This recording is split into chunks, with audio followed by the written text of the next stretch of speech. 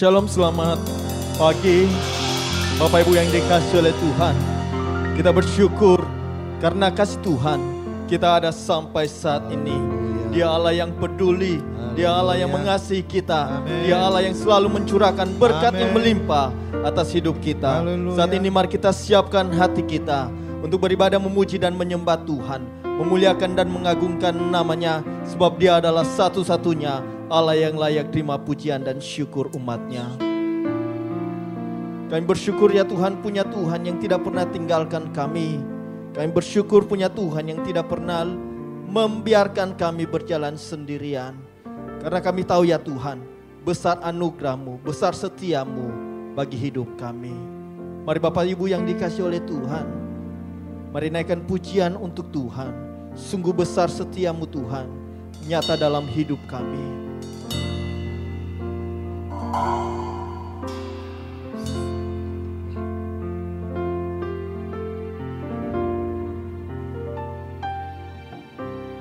Sungguh besar setia-Mu, Kau nyatakan bagiku. Kau Bapa yang selalu mengerti isi hatiku.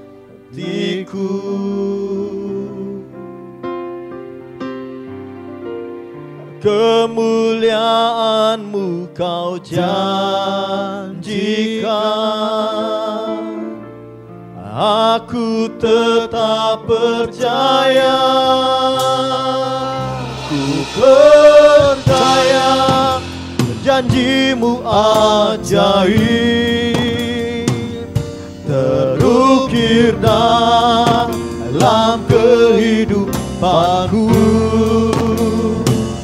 Ku berserah di dalam kekuatan-Mu, hanya Kau segalanya bagiku. Ku percaya janji-Mu ajaib, terukir dalam kehidupanku.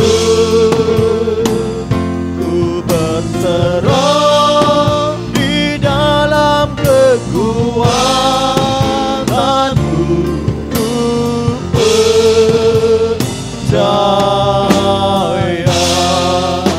Inilah pengakuan kami Tuhan, lewat pujian ini kami katakan sungguh besar setia-Mu.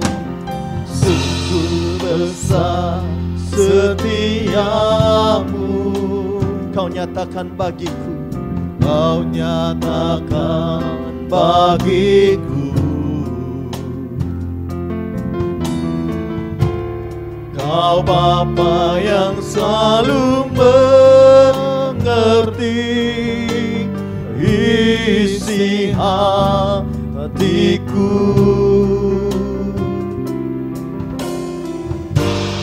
Kemuliaan-Mu Kau janjikan,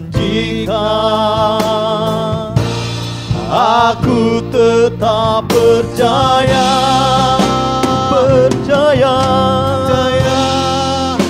janji-Mu ajaib, terukir dalam kehidupanku. Ku berserah di dalam kekuatan-Mu, hanya Kau segalanya bagiku. Ku percaya janji-Mu ajaib, terukir dalam kehidupanku. Ku berserah di dalam kekuatan-Mu, hanya Kau segalanya bagiku. Percaya janji-Mu ajaib,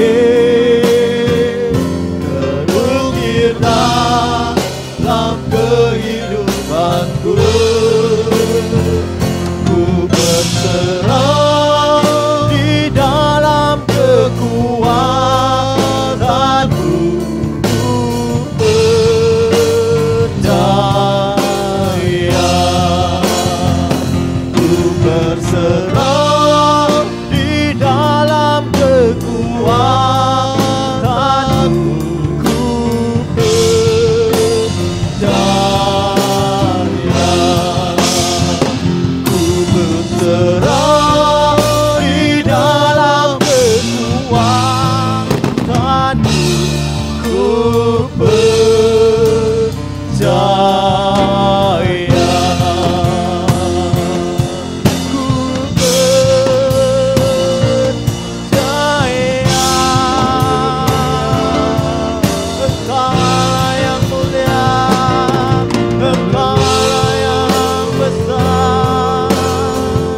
Rahmat-Mu Tuhan selalu baru setiap pagi bagi kami umat yang percaya. Kami datang menghampiri kekudusan-Mu, ya Tuhan. Kami menyembah-Mu selalu, kami muliakan Engkau dan tinggikan diri-Mu. Oh, haleluya. Layakkanlah kami umat-Mu untuk menghampiri-Mu Tuhan. Dengarkanlah seruan hormat pujian kami, Yesus. Lihatlah hati kami, selidiki hati kami. Apakah kami sungguh mengasihi-Mu,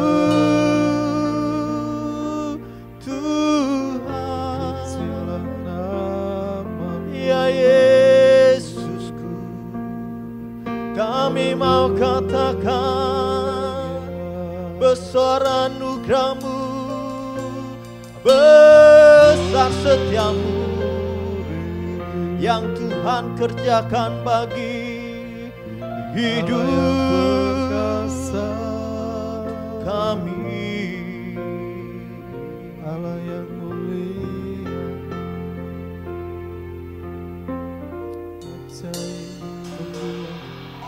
besar anugerah-Mu,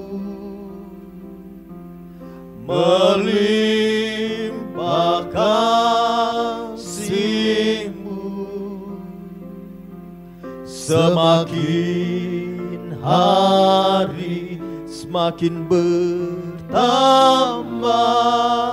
besar anugerah-Mu,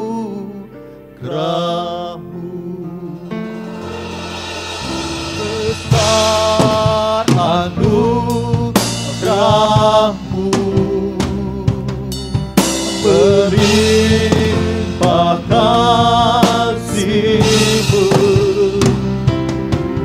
semakin hari semakin bertambah besar anugerah-Mu, besar anugerah-Mu, melimpah kasih-Mu, semakin hari semakin bertambah besar anugerah-Mu, semakin hari semakin bertambah besar anugerah-Mu, semakin hari semakin bertambah besar anugerah-Mu.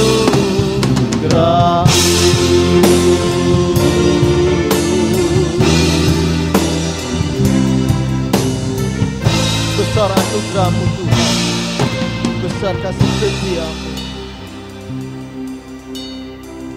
Kami tidak dapat membalas apa yang telah Tuhan kerjakan dalam hidup kami.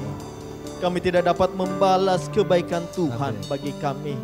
Selain kami menyerahkan hidup kami ini, seluruh keberadaan kami menjadi persembahan yang kudus, yang berbau harum, yang berkenan di hadapan Tuhan.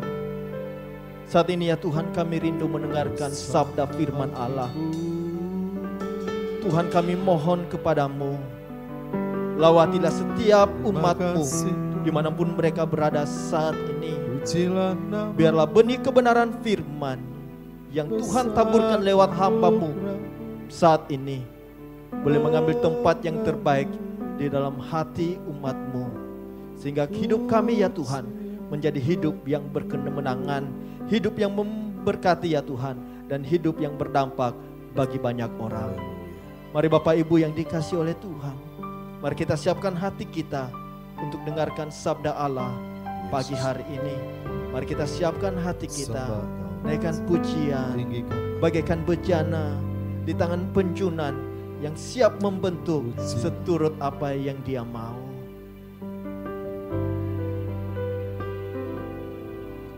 Bagaikan bejana siap dibentuk, demikian hidupku di tangan-Mu. Dengan urapan kuasa Roh-Mu, ku dibaharui selalu. Jadikan ku Allah dalam rumah-Mu, inilah hidupku di tangan-Mu. Bentuklah seturut kehendak-Mu, pakailah sesuai rencana-Mu. Ku mau seperti-Mu Yesus, disempurnakan selalu dalam segenap jalanku, memuliakan nama-Mu. Ku mau seperti Yesus, ku mau seperti-Mu Yesus, disempurnakan selalu dalam segenap jalanku, memuliakan Ku mau seperti-Mu Yesus, mau seperti-Mu Yesus, disempurnakan selalu dalam segenap jalanku, memuliakan nama-Mu, memuliakan-Mu, memuliakan nama-Mu, memuliakan-Mu, memuliakan nama-Mu.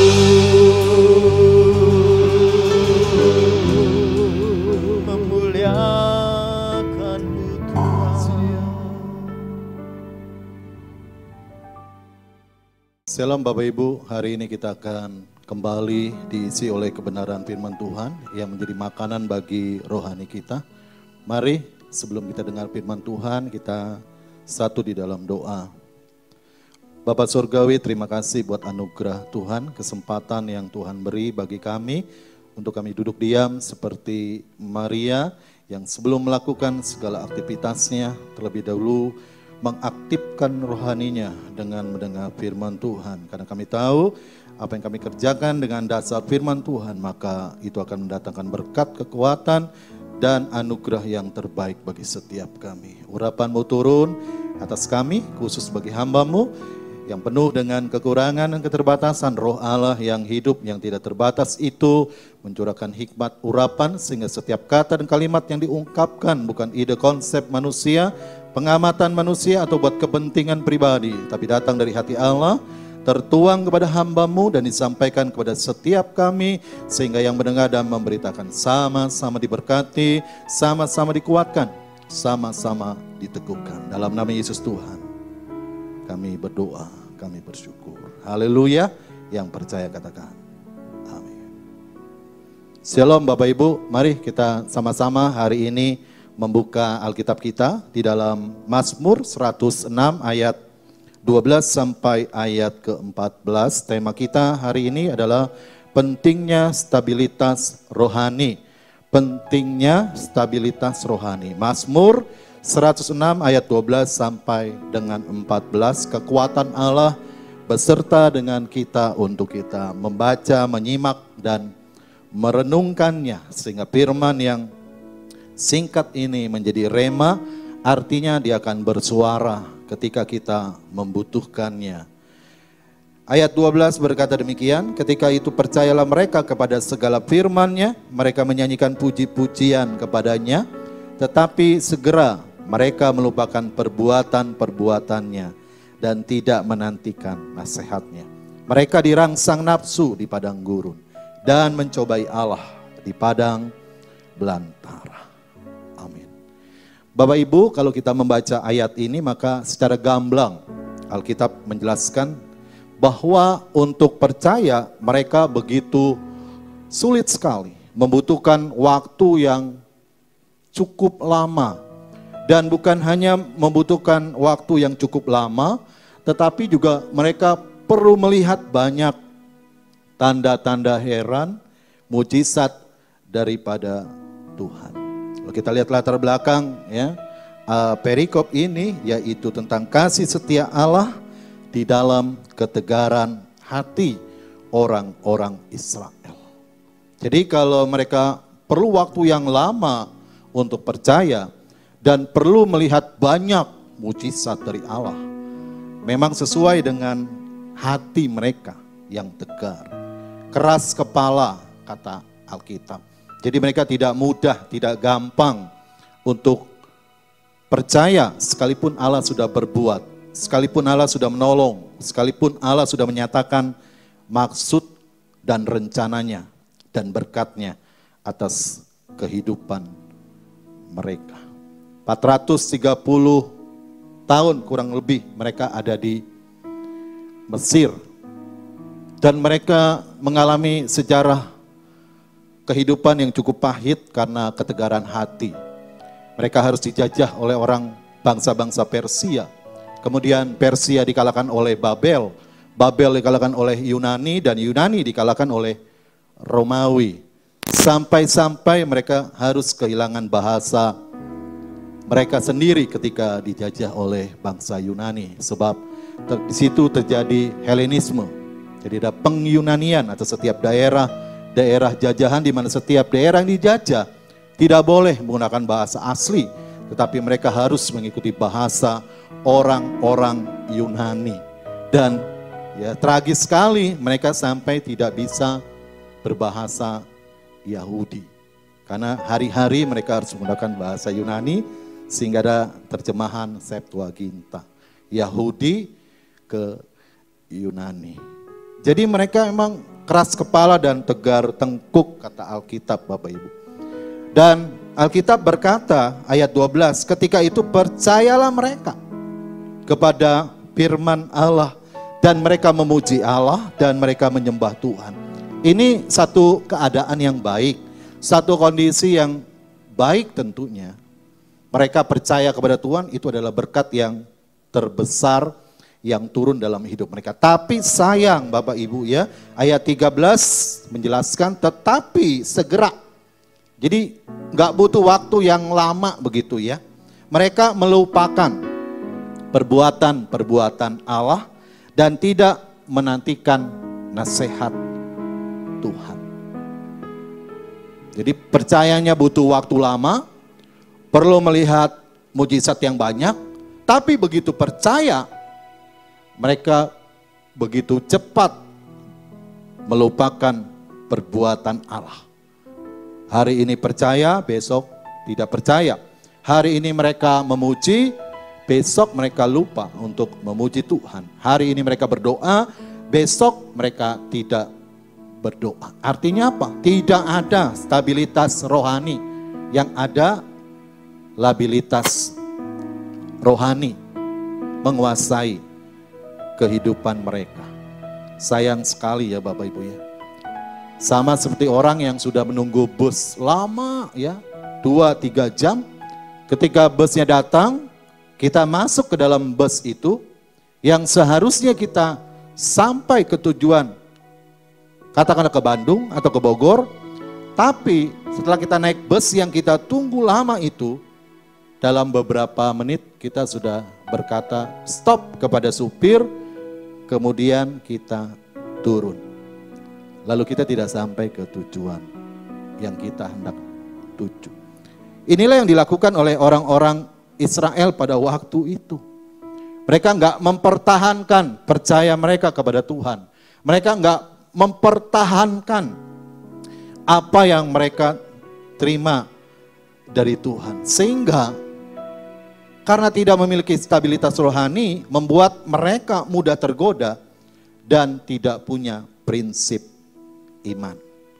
Ayat 34 dan 36 pasal 106 itu menjelaskan kepada kita, firman Tuhan berkata, mereka tidak memunahkan bangsa-bangsa seperti yang diperintahkan Tuhan kepada mereka, tetapi mereka bercampur baur dengan bangsa-bangsa dan belajar cara-cara mereka bekerja.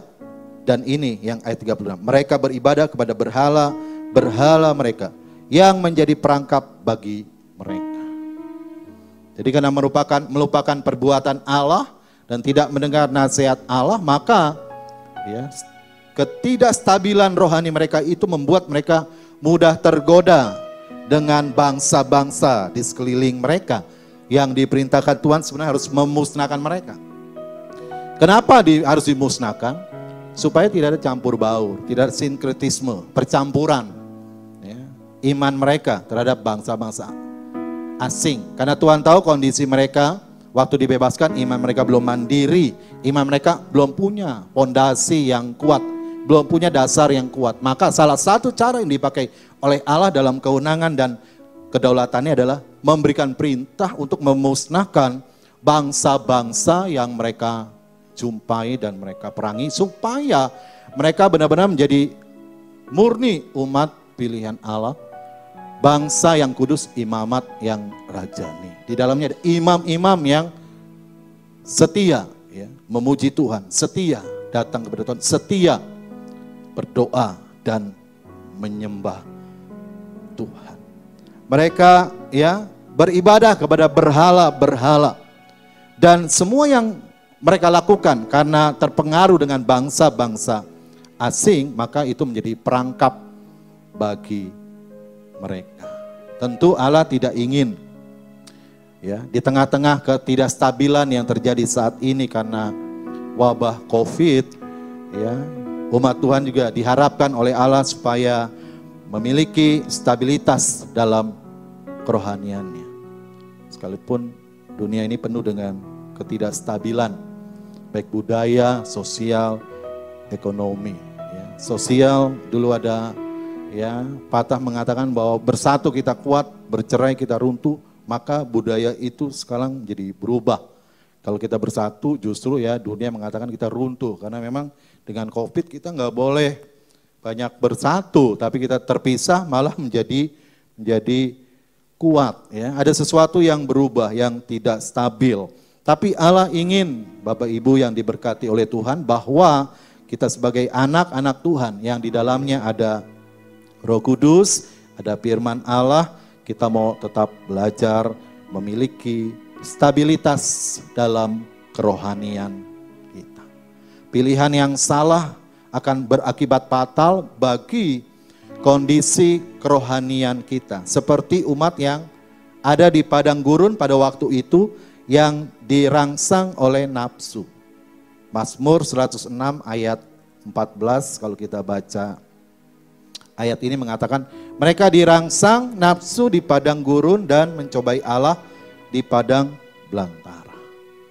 Memang agak sedikit aneh Bapak Ibu ya, kalau waktu Adam dan Hawa mereka tergoda, karena memang di depan mereka banyak sekali pilihan untuk mereka tergoda ya, terutama untuk buah yang dilarang oleh Allah. Begitu mereka melihatnya tergoda, tertarik untuk mencobanya, dan Hawa dan Adam menjadi tergoda, akhirnya mereka juga jatuh di dalam dosa. Tetapi kalau umat dalam perjanjian lama yang dikisahkan dalam Mazmur 106 ini ayat ke-14, mereka dirangsang nafsu di padang gurun. Kita bingung ya, di padang gurun nggak ada apa-apa. Ayam lewat aja jarang. Binatang-binatang lewat aja jarang.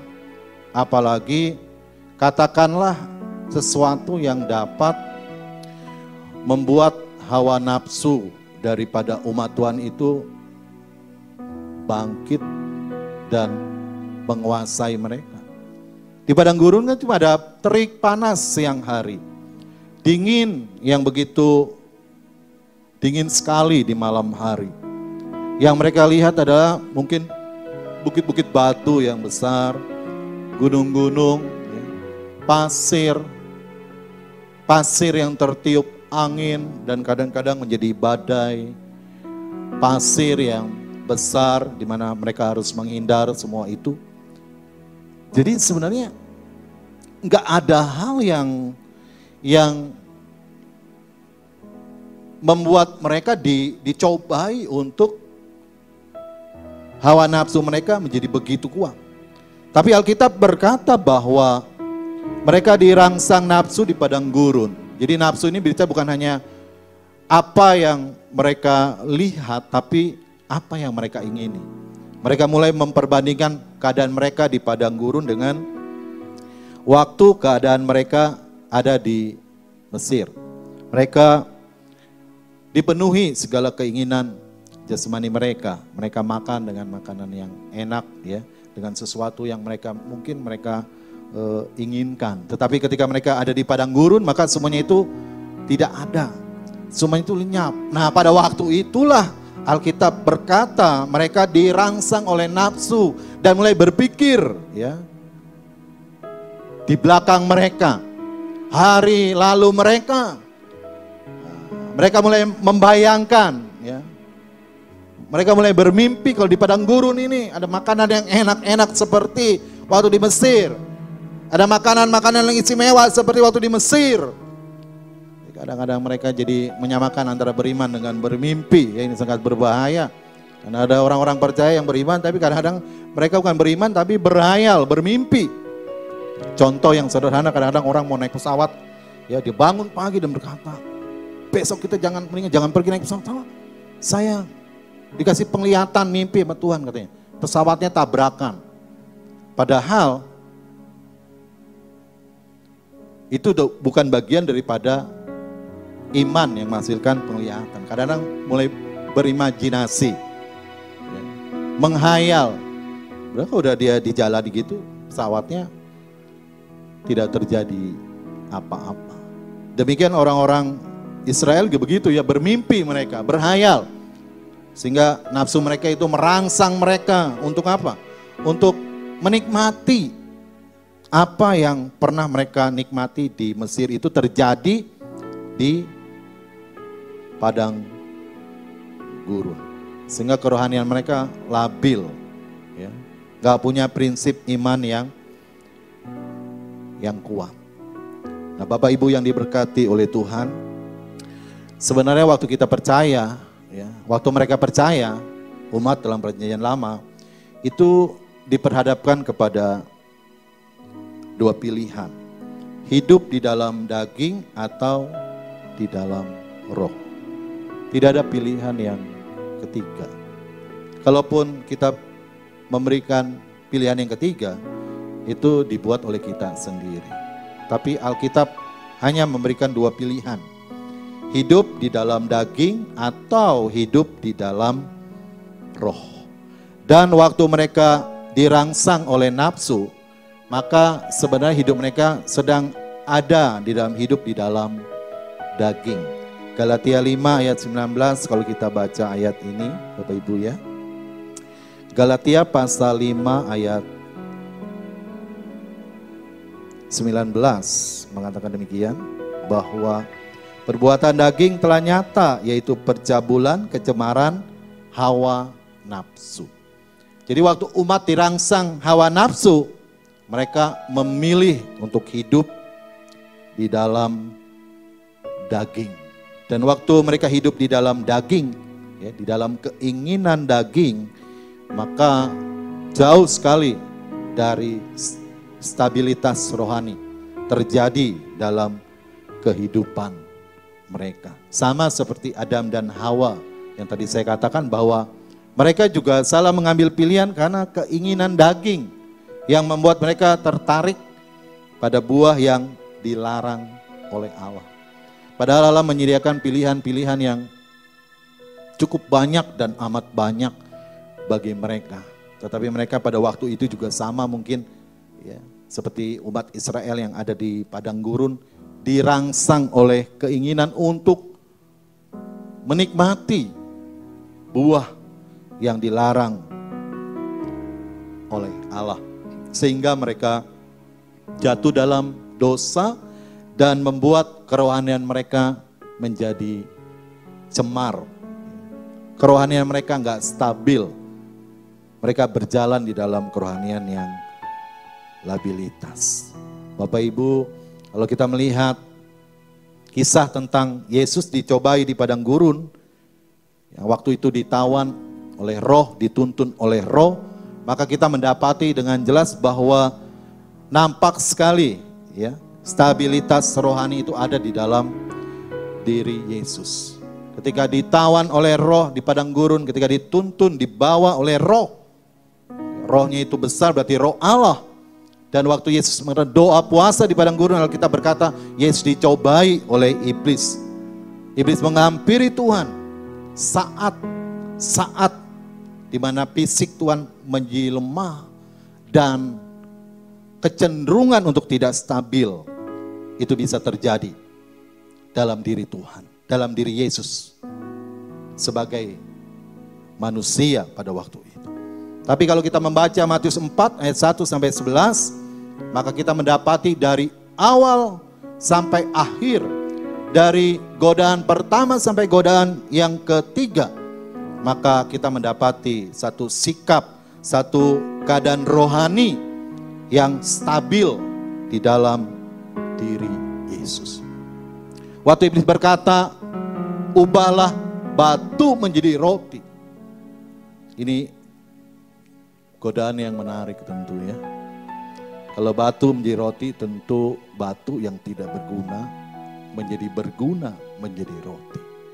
Tapi ini perangkap yang digunakan oleh iblis. Dan Yesus berkata kepada iblis, ada tertulis, ada firman Allah bahwa manusia hidup bukan dari roti saja, tetapi dari setiap firman yang keluar dari mulut Allah. Berhenti sampai sana? Tidak, Bapak Ibu. Iblis tahu saat-saat di mana kapan dia harus mencecar, menyerang terus sampai dia mendapat apa yang dia inginkan. Yang kedua, Yesus diajak ke bait Allah, naik ke bubungan bait Allah dan berkata, jatuhkanlah dirimu, maka ada malaikat-malaikat akan menopangmu, akan menjagamu, akan menopangmu sampai engkau tidak terjatuh. Tapi berkata ditulis, jangan mencobai Tuhan Allahmu. Yang kedua ini pun kita lihat Tuhan Yesus waktu itu ketika dicobai menggunakan firman yang hidup, yang kuat, yang tajam itu untuk melawan kuasa iblis yang ingin menjatuhkan Tuhan. Berhenti sampai sana? Tidak, Bapak. Yang ketiga, Yesus dibawa di dalam kemegahan dunia yang luar biasa dan berkata kepada kepada Yesus pada waktu itu, kalau engkau mau sujud menyembah kepadaku, maka segala kemegahan menjadi milik kepunyaanmu. Lalu Yesus juga dengan tegas berkata, ada tertulis bahwa harus menyembah dan berbakti kepada Allah yang hidup.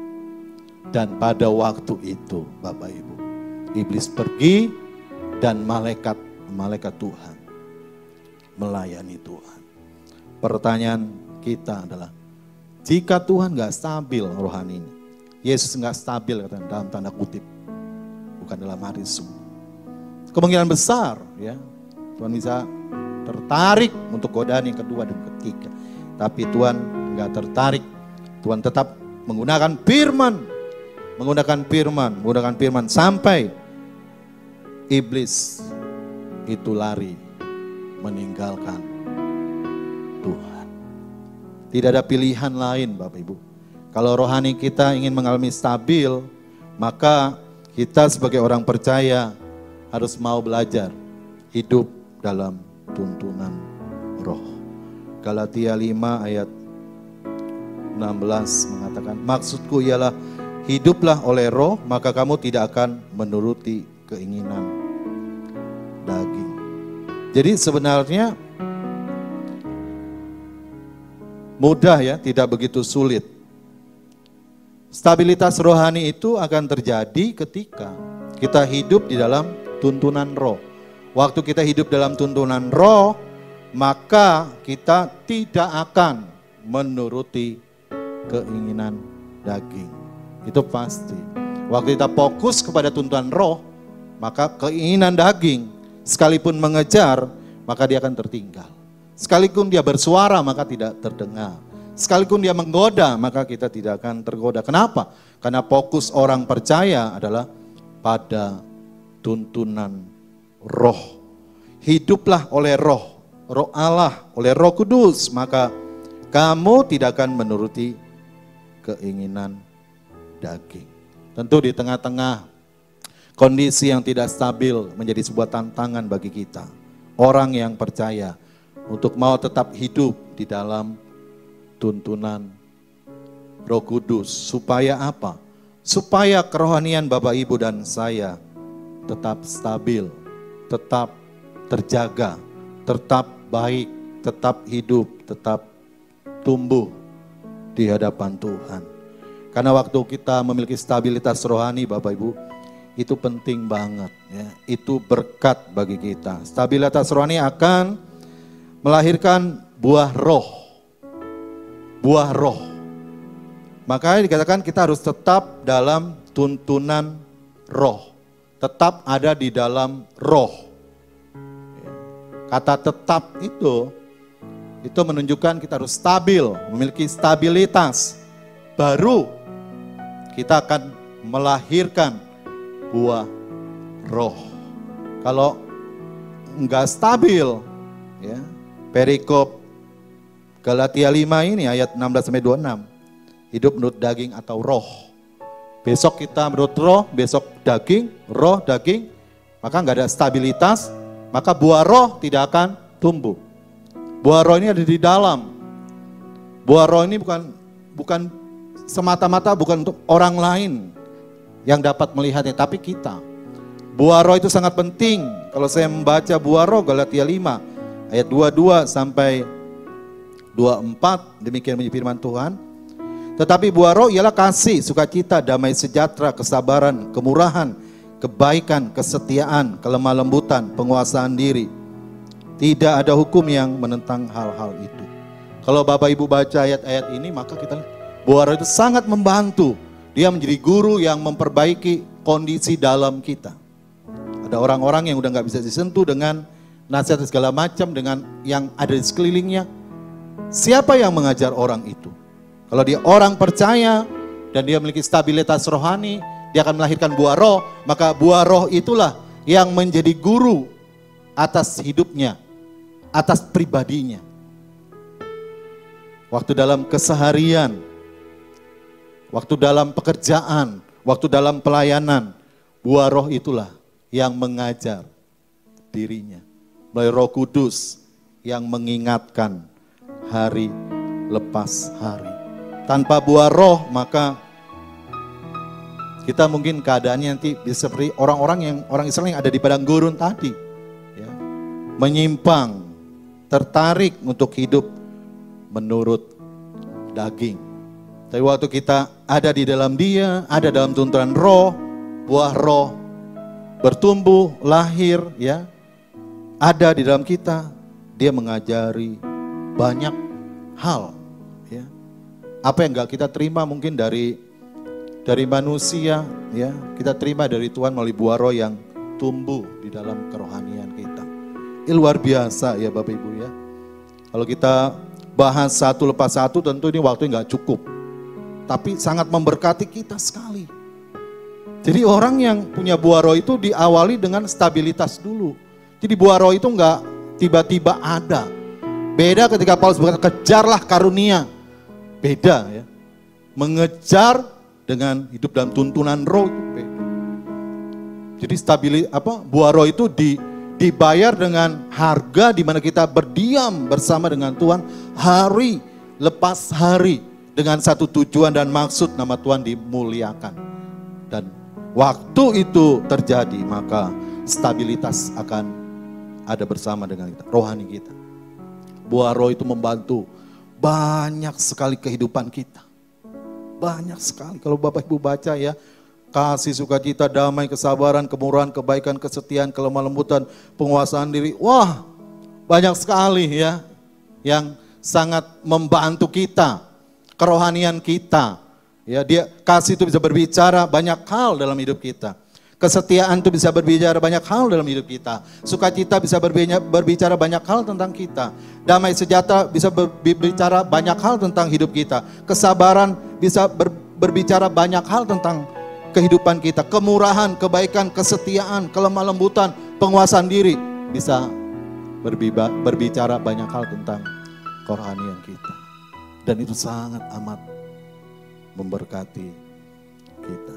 Kita kan nggak sempurna semuanya, ya, nggak ada yang sempurna. Kita semua butuh guru yang agung, Yesus yang bekerja melalui buah roh yang ada dalam kerohanian kita. Bapak Ibu, mari sama-sama kita komitmen memulai dalam roh dan mengakhirinya di dalam roh. Galatia pasal 3 ayat 3 mengatakan demikian sebagai ayat terakhir. Adakah kamu sebodoh itu? Kamu telah mulai dengan roh. Maukah kamu sekarang mengakhirinya di dalam daging? Paulus tegas mengatakan, bukan Paulus jahat, bukan Paulus kejam, tapi Paulus sayang sekali pada jemaat di Galatia yang sudah punya hubungan yang sangat baik dengan Paulus.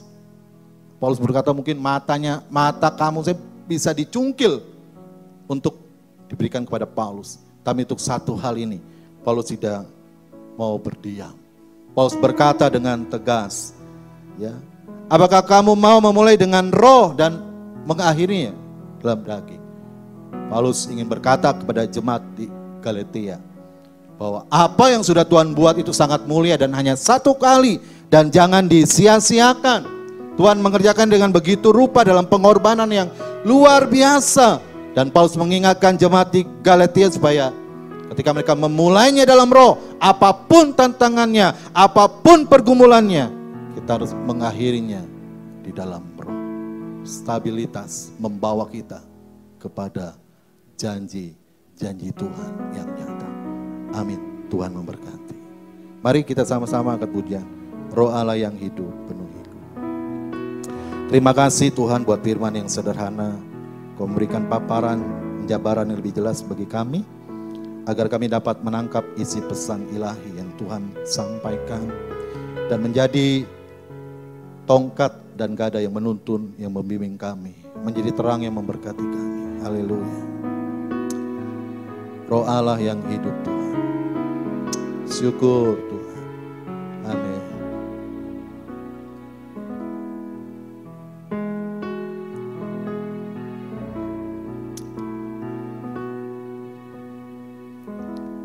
Roh Allah yang hidup penuhiku,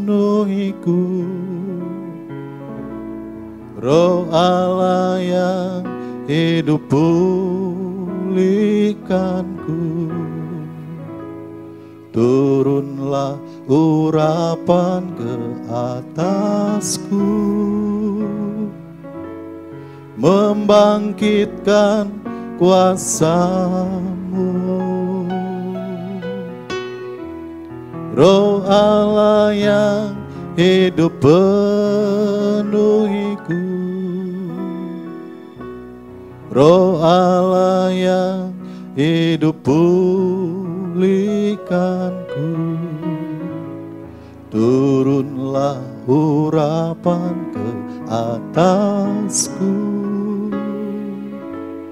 membangkitkan kuasa-Mu, membebaskan hidup yang terbelenggu, memulihkan hati mereka yang terluka,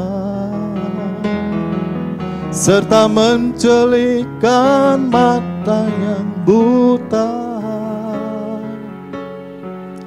Jadikan hidupku alat-Mu, dipenuhi urapan baru, menyatakan kebesaran kuasa-Mu. Membebaskan hidup yang terbelenggu, memulihkan hati mereka yang terluka, serta mencelikkan mata yang buta. Jadikan hidupku alat-Mu, dipenuhi urapan baru, menyatakan kebesaran kuasa-Mu. Sekali lagi, membebaskan hidup yang terbelenggu, memulihkan hati mereka yang terluka, serta mencelikkan mata yang buta. Jadikan hidupku alat-Mu, dipenuhi urapan baru, menyatakan kebesaran kuasa-Mu. Menyatakan kebesaran kuasa-Mu, menyatakan kebesaran kuasa-Mu. Amin. Terima kasih Tuhan. Biar firman yang kami dengar hari ini menyatakan kebesaran kuasa-Mu. Setiap mata boleh melihat perbuatan Allah yang ajaib. Setiap telinga boleh mendengar perbuatan Allah yang gagah perkasa. Setiap hati boleh terbuka bagi Allah yang sempurna dan hebat. Terima kasih Tuhan. Firman yang kami dengar yang sederhana ini biar menopang langkah-langkah kami ke depan. Apapun yang kami lihat, apapun yang kami dengar, apapun yang kami rasa, kami pandang pengorbanan Tuhan. Maka kami tetap berjalan stabil bersama dengan Tuhan. Buah roh akan terjadi dan membantu di guru yang mengajari kami dengan ajaib dan heran, sehingga kami bertahan sampai akhir, memulai dalam roh dan mengakhirinya di dalam roh. Allah dimuliakan, Allah ditinggikan, berkat Tuhan turun, pertolongan Tuhan dinyatakan, mujizat terjadi. Ketika kami tetap setia menanti-nantikan goncangan ilahi yang Tuhan nyatakan, ketika kami setia percaya terhadap perkara-perkara yang Allah janjikan, tidak pernah sia-sia. Terima kasih Tuhan buat hamba-Mu tetap berdiam dalam hadirat Allah dan menyadari bahwa semua yang dilakukan bisa bukan karena dia kuat, tapi karena roh Allah memampukan dia, memberikan hikmat, tuntunan berkuasa Roh Kudus. Terima kasih, berkati umat-Mu dimanapun mereka berada Tuhan, dalam rumah tangga, dalam usaha pekerjaan, pergumulan. Tuhan yang buka jalan, Tuhan yang menolong, tangan Tuhan yang gagah perkasa, itulah yang menjadi penghiburan yang abadi dalam hidup mereka. Yang lemah kuatkan, yang susah hiburkan, yang sakit sembuhkan dengan bilur-bilur-Mu. Ibrani 13 ayat 8 berkata, kuasa-Mu tidak pernah berubah, dulu, sekarang, dan selama-lamanya. Dalam nama Yesus Tuhan, kami berdoa kepada Bapa yang gagal. Kami berdoa kepada Allah yang ajaib. Kami berdoa kepada Yesus Juru Selamat kami. Haleluya. Haleluya. Sidang jemaat yang dikasihi oleh Tuhan, mari kita angkat tangan, buka hati, arahkan iman kita kepada Dia. Terimalah anugerah berkat damai sejahtera dari Allah Bapa yang sempurna, cinta kasih daripada Tuhan tidak pernah berubah hari lepas hari, dalam tuntunan Roh Kudus menyertai kita mulai hari ini sampai Maranatha. Dia datang kedua kali menjemput kita sebagai mempelai yang dewasa. Dalam nama Yesus Tuhan, berkat Allah turun bagi setiap kita. Haleluya. Yang percaya sama-sama katakan amin.